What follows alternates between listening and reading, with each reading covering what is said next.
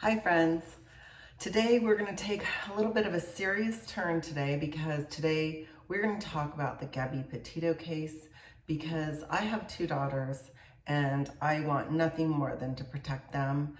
And there are things that I've learned, books I've read, and I think I can help them. And I think if you know someone or you have a daughter, you're going to want to watch this. So the first book that I'm going to recommend is The Gift of Fear. And this is by Gavin Becker.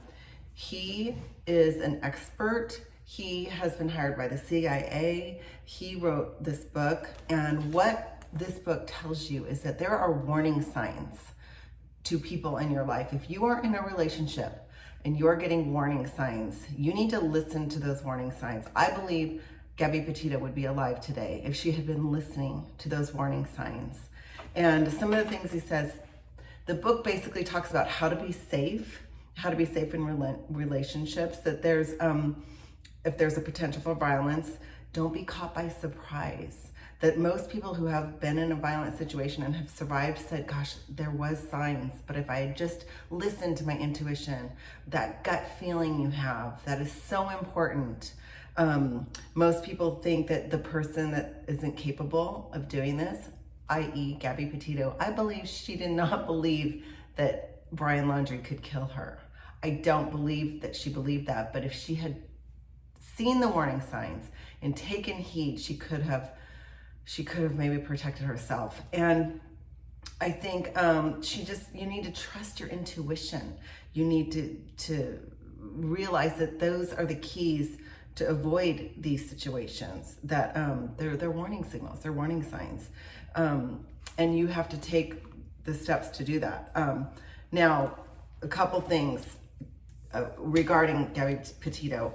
Brian Laundrie left her on August 17th, flew from Salt Lake City to Tampa, and did not return until August 31st. So she had all those days, literally like 10 days by herself. That would have been her time to flee, to run. She should have called her parents and said, get me out of here. Like, do not be afraid.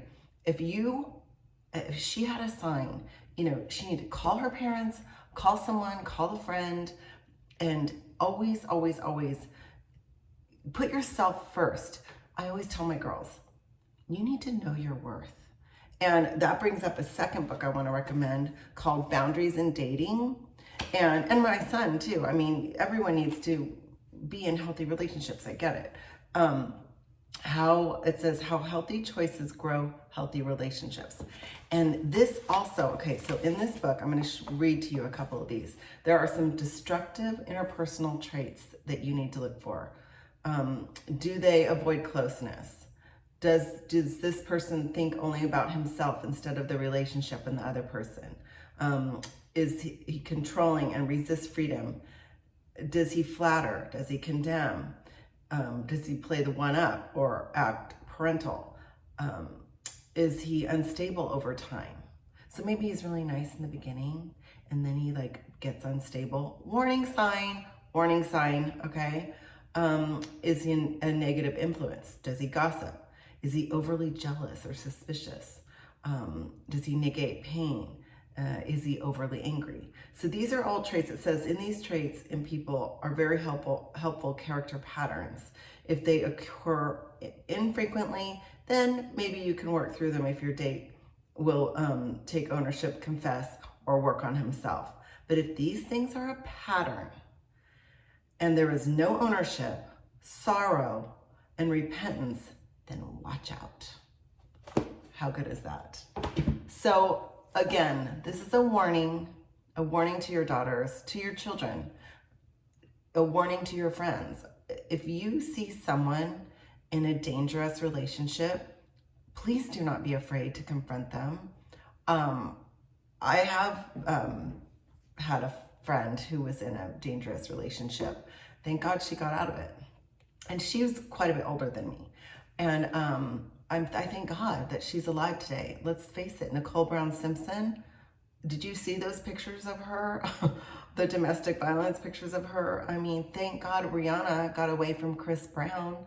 I mean, you just cannot be too careful. And again, I care about my daughters. I love them so much.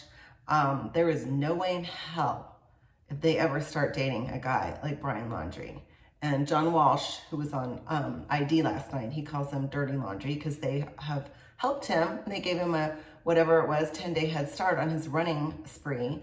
But I'll tell you what, take this seriously, read these books. I'll list them down below, and I just pray to God every day, keep my daughters safe, and I hope that this helps you. I hope this might help you be bolder in talking to someone.